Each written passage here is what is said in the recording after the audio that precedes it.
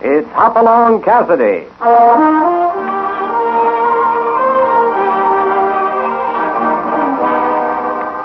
With action and suspense out of the Old West comes the most famous hero of them all, Hopalong Cassidy, starring William Boyd.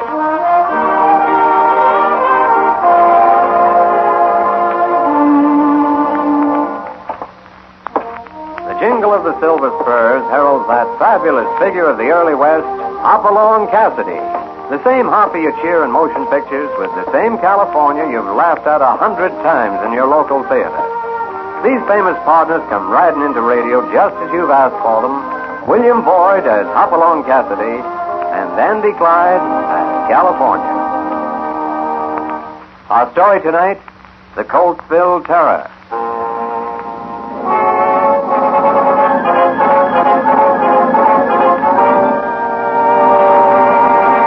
It's amazing what a threatening set of weather conditions can do. At the moment, they're joining forces with Hopalong Cassidy to get California into a church. A deserted church in the deserted town of Coltsville. Black clouds are piling up overhead, and the church stands silent and foreboding like the rest of the town.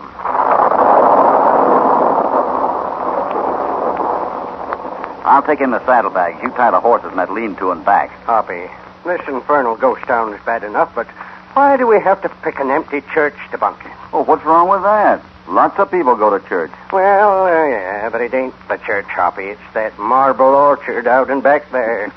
You know how I feel about them things. They get under my scalp and tickle my brain. Just calm your goose pimples, California. No one out in the graveyard's going to hurt you. It's 10 miles back to Fenwell. If we don't get out from under those big black clouds, we're going to have to paddle our way home to the Bar 20. But this concern, Coltsville, not a soul around. All them empty buildings and... You know what I think? I'd be interested to hear. I think you're just afraid to be alone with your conscience. Now, why don't you forget the ghost and take care of the horses while I... Wait a minute. Listen. You sure this here church ain't occupied, Hoppy? I don't know. Let's take a look.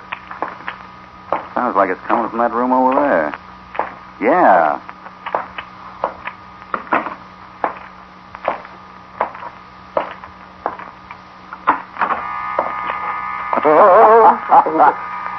It's only the organ here with the wind blowing through the pipes up in the loft. Well,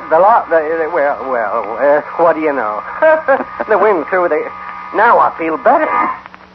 But not much better. Come on now. There's a wood stove in the next room, and I could use some of those beans of yours. You know, it'd be nice having music with our dinner. Hey, California?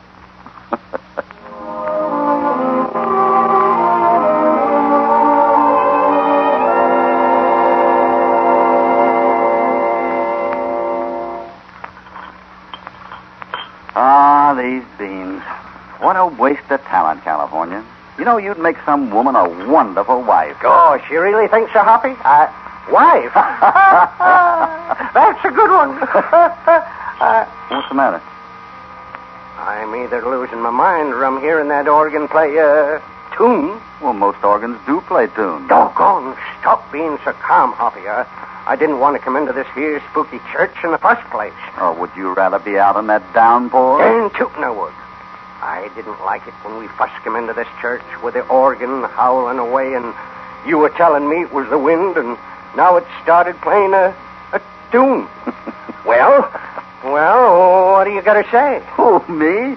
Oh, I'd say Coltsville has very remarkable wind. And as much as I regret leaving these beans, I guess we better investigate. Come along, California.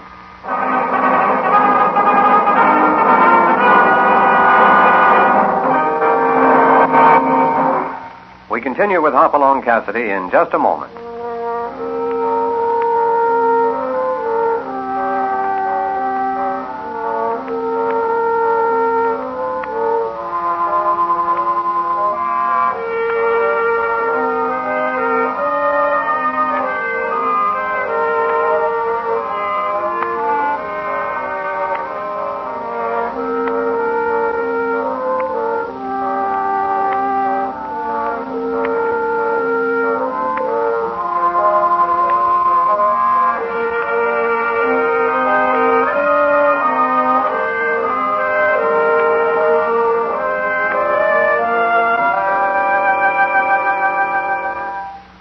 now back to Hopalong Cassidy and the Coltsville Terror.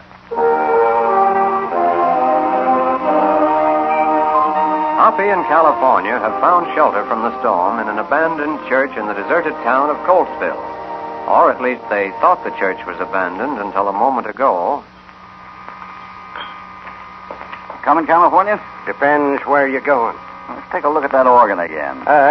Why don't I just stay here and mind these beans? And Well, if you'd rather be alone. on second thought, I'm right behind you, Hoppy. I've never seen you so scared before. I ain't scared of nothing I can draw a bead on, but when it comes to Quiet. ghosts... Here we go. Oh, I'm sorry if we frightened you, miss. You see, we... Yes, you did frighten me. Would you mind telling us what you're doing here? Well, ma'am, we thought we'd spend the night here out of the storm. I'm Hopalong Cassidy, and this is California Carson. We figured the church was deserted like the rest of the town, And, as you see, it isn't. So if you don't Just mind... a minute, Mother. This was your father's church, Susan. I see no reason why it should be used as a hotel I by... said just a minute, Mother. It happens to be my church now. Father used to think of it as a place of shelter. As far as I'm concerned, it still is. If you care to spend the night here, Mr. Cassidy, you're perfectly welcome. thank you very much. I'm Susan Crowell, and this is my mother. How do you do, Miss Crowell? Howdy. Mother and I come down here evenings to play the organ. There's very little else to do around here. I see. You say this was your father's church? Yes. He's out in the graveyard now, Mr. Cassidy. Oh, I'm sorry. My mother and I and Deacon Black are the only ones left in Coltsville now. Deacon Black? Well, Mr. Black isn't a real deacon. We just call him that because he's a fine man who helped Father build the church. He's been very faithful to us since Father was killed last spring. Well, it seems to me that's about the time people began leaving Coltsville. We'd prefer not to discuss that now, Mr. Cassidy. I'm sorry. Still, I can't help but be a little curious as to what would make 100 people suddenly pick up and leave town. It sounds like we're due for another downpour, ma'am. We'd be happy to take you home I think that's a good idea. We live just down the street, Mr. Cassidy. You can see the house from this window here. Look out! Out of the way! That beam! The beam, it came down from the loft up there. You all right, Mother? It just missed me. That thunderclap jarred it loose. Oh, look! It crashed down on the organ bench. Right where you were sitting, Susan. Thunderation, that was a mite too close for comfort. Let me see that.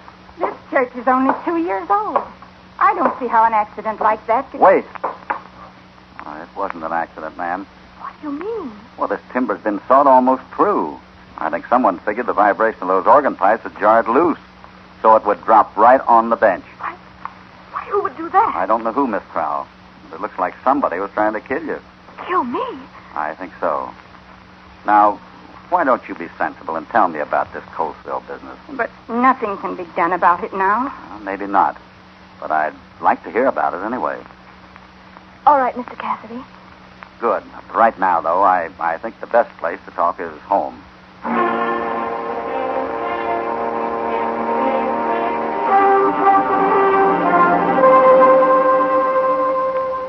Now, you say your father built the church, Miss Crowell? Yes, with his own money. The land was donated by the community. He intended to give it to the people in a few years. And that's when it started, Mr. Cassidy. What started? This feeling of dread and terror. It fell over the whole town like a shadow, and There were shootings, strange disappearances. No one knew who'd be next. Everyone kept their doors locked or moved away. there was no reason for it, no explanation. Only fear everywhere. But didn't you suspect someone? That was the terrible part of it. No one else had any idea who was behind it. Folks became panic-stricken and whispered about the Coltsville terror. Father refused to run away. He tried to get the people together to fight it. Then, 4 months ago, on his way home from church one night, he was shot from ambush. No warning, nothing. I see. Excuse me. Mr. Black, come in. Susan, I have important news. I've just talked to Mr. Riker and, Oh, Mr. Black, this is Mr. Cassidy. Mr. Black? how do you do? Mr. Cassidy and his friends are spending the night over at the church on account of the storm. Oh, what were you saying about Mr. Riker? He was completely unreasonable. Insists the church belongs to no one since it stands on public land. You mean he's going to tear it down, Mr. Black? I'm afraid so. He has no right to tear that church down. My father bought the lumber and built it himself. I told him that. I told him, abandoned or not, it was still a place of worship. I said he was committing a sacrilege. He wouldn't listen to me. Excuse me. You say this man wants to tear down the church? That's right. He's been threatening to for a week. Why? He claims he needs finished lumber for a mine building. Well, that's a funny reason. There's plenty of finished lumber in Fenwell. You don't know what this means to us, Mr. Cassidy. The three of us, Susan, Mrs. Crowell, and I, have stayed here in Coltsville. We've defied this terror, risked our lives, in the hope that someday the people would return, that there'd be a real congregation in that church again. Yet this Riker fellow wants to tear it down. It doesn't belong to him, Mr. Cassidy. How can he? Well, it seems to me that's a question for the court to settle. Does he have permission or an order of any kind? Oh, he isn't that kind of a man, Mr. Cassidy. He told me he'd be at the church tomorrow morning with 10 of his men, ready to start. I couldn't reason with him at all. Maybe you didn't talk the right language, Mr. Black. California and I'll be on hand when Mr. Riker pulls up in the morning. But don't you ladies worry. We'll do our best to make him understand.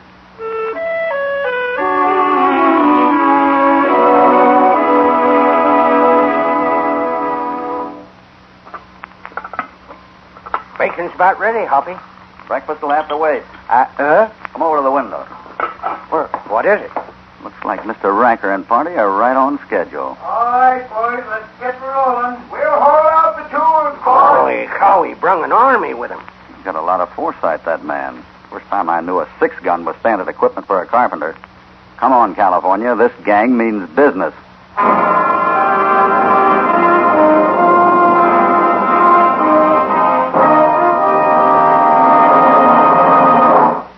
We'll rejoin Hopalong Cassidy in just a moment. But first, a word from your announcer.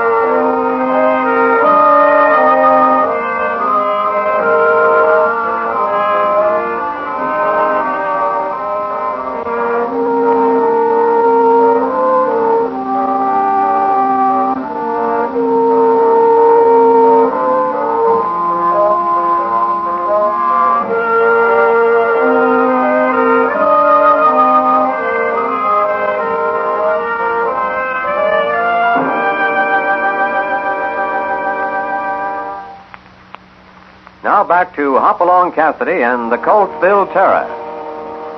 A violent and evil force has driven away the inhabitants of this little town, and now a gang of thugs from a neighboring town have come to tear down the abandoned church. Hoppy is determined to protect the interests of the late minister's daughter, Susan Crowell, so he and California have been waiting at the church, waiting for Riker and his gang to arrive and attempt the demolition. Hoppy, are we going right up to him? There's a lot of them and only 2 of us. Hey, you 2 men can start tearing down the steeple. You must be getting old if 10 men can frighten you. Oh, now, Hoppy, doggone. Howdy there. You must be Mr. Riker. Huh? Who are you? The name is Cassidy. What are you doing here? Well, we just spent the night in the church. You just made it, pal. Because it won't be here another night. We're tearing it down. You got the owner's permission? I got all the permission I need, mister. This here church stands on public land. It's abandoned. And in my law book, that means she belongs to the man who can best use her. You know, I don't see it that way at all. Oh, you don't? Take it easy, boys. I'll handle this. This Budinsky. If you don't mind, Mr. Riker, keep your hands off on your hips while Hoppy explains. I don't think I need to explain. Mr. Riker knows as well as I do that he has to have a court order to demolish a building. Excuse me, please. Excuse me. Mr. Cassidy. I'm just straightening things out for Mr. Riker, Miss Crowell. You didn't straighten out nothing. That church is coming down, and no one's going to stop it. Mr. Riker, I tried to tell you last night. And you shut up, too, Black. I'm through talking about it. Where's your mother, Susan? She's here, too. You better take her inside the church. Would you go along with her, Mr. Black? Mr. Cassidy, I'm trying to consider Susan's father in this. Rather than have more violence, more bloodshed, I think we should let Mr. Riker do as he wants. Well, what about it, Cassidy? Susan? No. It's not right, and I won't stand for it. That's all I want to know. Come on, Mother. Well, I'll go with you. That wasn't so thoughtful, Cassidy. They're liable to get hurt in there when we start work. Tell me something, Riker. Yeah? What are you really after? You wouldn't go to all this trouble for some second-hand lumber you could buy for $20 in Fenwell. The cattle business is a great game, Cassidy. Maybe you'd better stay in it. Now get out of this town before I lose what patience I got left. I'm not getting out until you show me a court order to demolish this church. Okay, check it out. That wasn't smart, Riker. Not smart at all. I'll show you who's running. Nice work, Hoppy. Quick, into the church. Get down low. Those walls are thin. Mr. Cassidy, are you hurt? No, keep down. Oh, Mr. Cassidy, I knew this had happened. I knew it. Easy, Mrs. Crowell. Sometimes it's better to fight, Mother. Oh, that's what your father said. Look what happened to him. I told you, Mr. Cassidy, we should have... It's too late to do anything about that now. At least Riker knows he'll have a fight on his hands. California, take a look out that window. What are they doing? Looks like he's talking to his men out there in that grove of trees. I could pick off Riker like a fly in a white ceiling. Put your gun down. No, I don't mean to argue, Hoppy, but it looks to me like we've gone about as far as we can with diplomacy. I gotta think this out. That fella sure wants $20 worth of lumber. I wonder why. Keep down, everybody. Mr. Black, you stay here with the women. Where are you going? There might be some old furniture or something in the basement. We'll need it to barricade these windows. Mr. Cassidy, how long do you intend to keep this up? Until Mr. Riker decides it's cheaper to buy his lumber in Fenwell. Come on, California, let's see what we can find.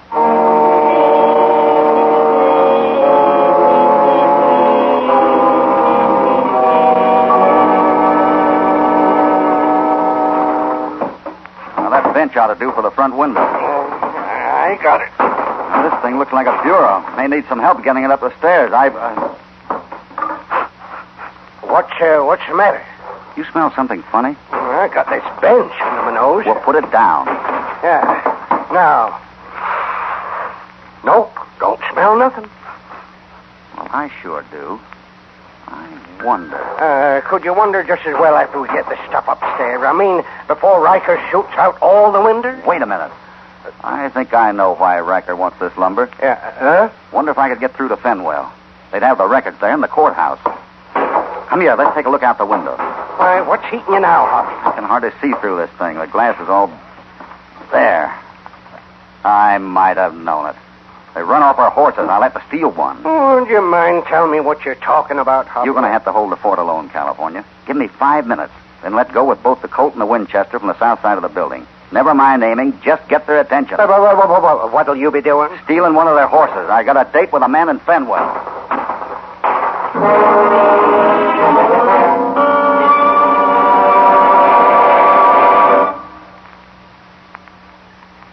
Listen, Riker. I didn't bargain for nothing like this. Shut up. I won't shut up. We'll never get away with this strong-arm stuff, and you know it. They got the law in Fenwell. You heard what the boss said, didn't you? That church comes down by nightfall or else. Yeah, but And it don't make any difference to the boss where the law is. Once that church is down, the crowds are licked.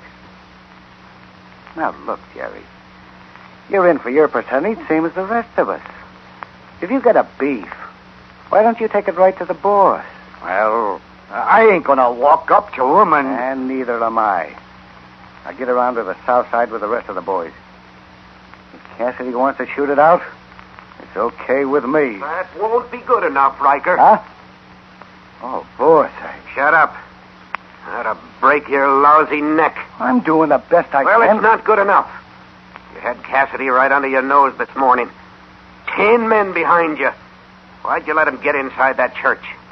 I couldn't shoot him down. Well, you're gonna have to do it now. Huh? I've got a hunch he's gonna try and break through. Get over to Fenwell. Well, if that's all you're worried about, boss, It's enough, isn't it? you ain't got a chance. We got the horses. Riker! What's the matter, Jerry? Cassidy! What about Cassidy? Just on right away. Grabbed one of our horses. You see what I mean, Riker? Get the boys, Jerry. Mount up and follow 'em. But he run off all our horses. They're spread clean out over the countryside. Don't stand there, Riker. Get the boys together. I don't care how you do it, but you've got to stop Cassidy before he gets to Fenwell.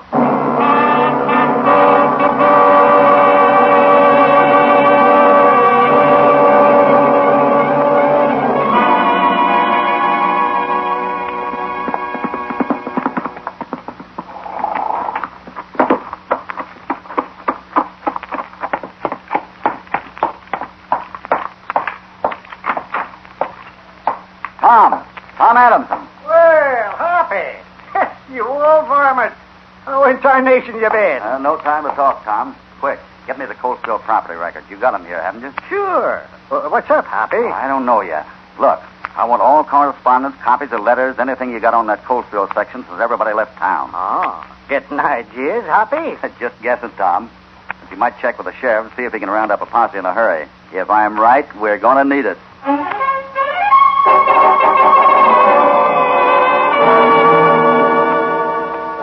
What's up, Sheriff?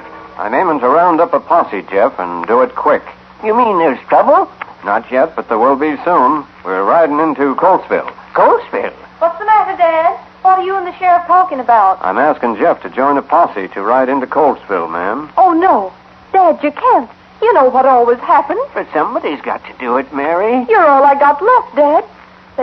They even got my husband, Sheriff. You can't take Dad. But if we could clean this awful mess up, we could move back to Coltsville. Wouldn't you like that, honey? There ain't nobody ever going to clean that up. It's evil and terrible. There's one man that can do it, ma'am. Hopalong Cassidy. Cassidy? He's here? He's on his way into Coltsville now, alone. That's why I want to round up this here posse quick. Why in tarnation didn't you say so before? What do you say now, honey? Don't just stand there, Dad. Get your horse. Why, if I didn't have on a skirt, I'd hitch up to a horse myself.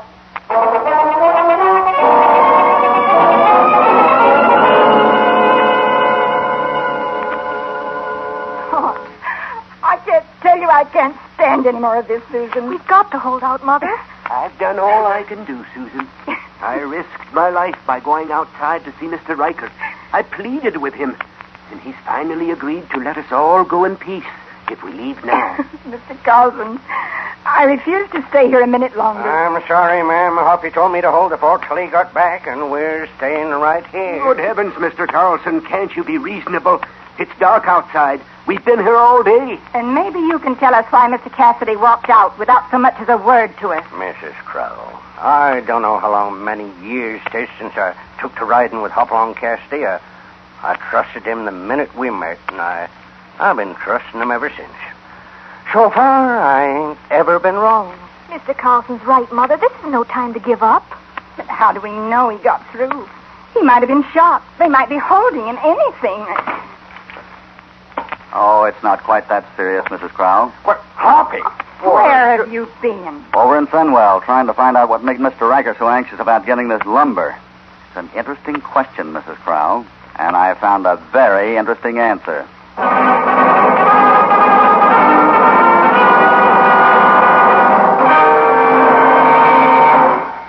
We return to Hopalong Cassidy in just a moment.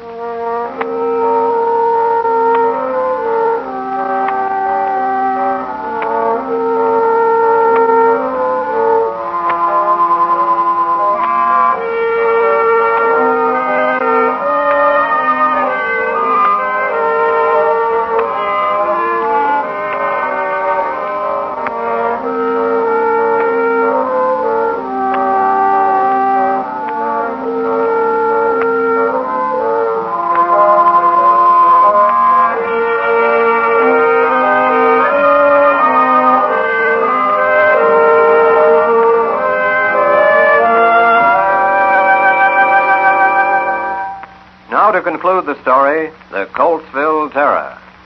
Hoppy has just returned from Fenwell. Sure now he has found the answer to the riddle of Mr. Riker's lumber, and the answer, too, to the terror that has struck the little town of Coltsville. What do you mean, Hoppy? What about the lumber? It wasn't the lumber. It never was. What is it, Mr. Cassidy? Why?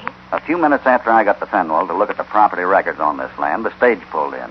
There was a man from the east on it, a fellow named Edward Hines. Anyone ever heard of him? No. Well, I had to talk with Mr. Hines.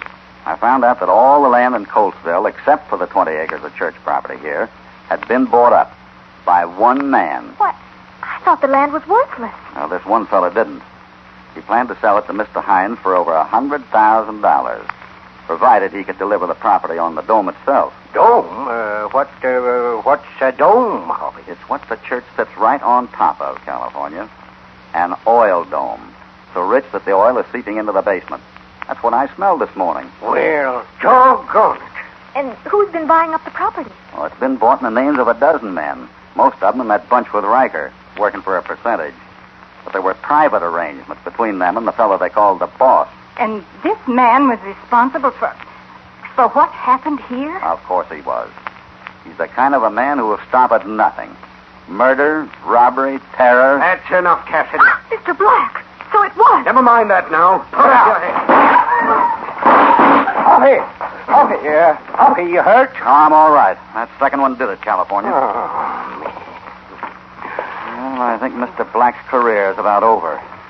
Is he dead? Yes, Susan. The deacon. I can't believe it. Neither could I until I saw it in black and white. What about Riker? They got the Fenwell just in time to meet the posse. Well, looks like you got a job on your hands, Miss Susan, convincing the folks who left town that Coltsville wants them back. Only this time to live in peace. I don't know how to thank you, Mr. Cassidy. Then just forget it. I like doing favors for people. Hoppy. What is it, California? As a special favor, us being partners and all. Yeah? Next time we get caught in a thunderstorm and we run across an empty church, what do you say we just get wet?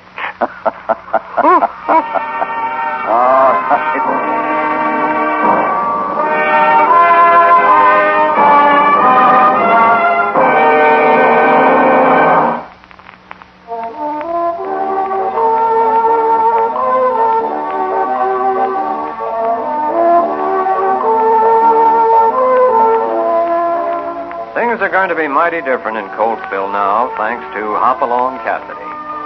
He and California are heading back to the Bar 20 now, and they hope to get a spell of rest. But you can just bet that won't last for long. There'll be somebody in trouble, and then Hoppy'll go into action again. Hopalong Cassidy, starring William Boyd, is transcribed and produced in the West by Walter White, Jr. The Coltsville Terror was written by Harold Swanton. All stories are based upon the characters created by Clarence E. Mulford.